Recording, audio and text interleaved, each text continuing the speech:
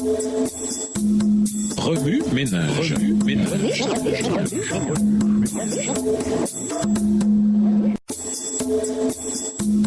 Remue ménage.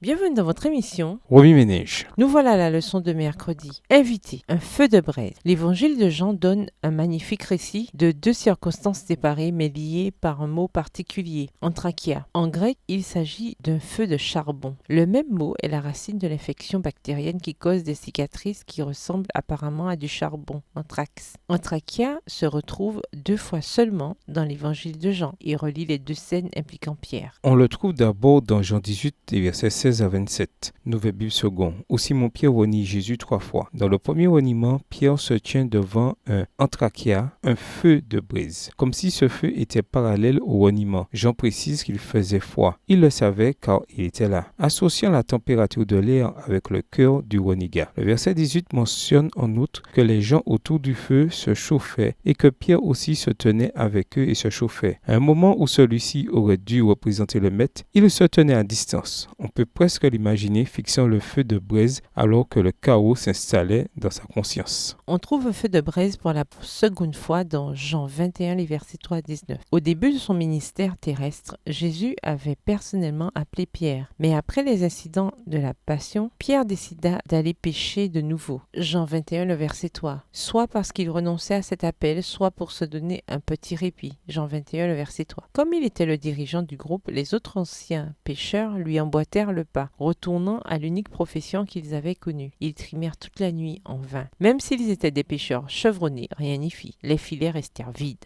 Au lieu de réprimander Pierre directement pour son reniement, Jésus recria doucement les conditions de leur premier appel. Au lieu d'une rencontre directe, il offrit aux pécheurs un conseil qui aboutit à la prise de 153 poissons. Ayant prouvé lui-même qu'il était le Seigneur des poissons, de la pêche, des pêcheurs d'hommes et de toute la création, il se retrouva avec les disciples réunis et dans le cas de Pierre de manière assez spectaculaire. En arrivant sur le rivage, ils virent du pain et des poissons. Une allusion au miracle où Jésus nourrit les 5000 avec 5 pains et 2 poissons et les 4000 avec 7 pains et quelques poissons. Sans dire grand-chose, Jésus leur montra que sans lui, ils ne pourraient attraper ni poisson ni âme, malgré leur expérience. Prenant Pierre à part, Jésus lui donna une autre occasion de discipulat en lui posant une question 3 fois, une pour chaque reniement. L'apôtre l'avait renié et en avait subi toute la honte. Mais tendrement, Jésus lui offrit le mandat de paître son peuple. Pour chaque reniement, Jésus posa une question pour guérir la blessure de Pierre et pour inciter son disciple à paître son troupeau, à instruire les jeunes, à guider les grands et à nourrir les plus vieux. Jean 21, les versets 15 à 19. Enfin, le Christ conclut par ces mots évocateurs. « Suis-moi ». Aujourd'hui, l'Église se compose aussi de ces pierres qui sont découragées, qui ont spirituellement honte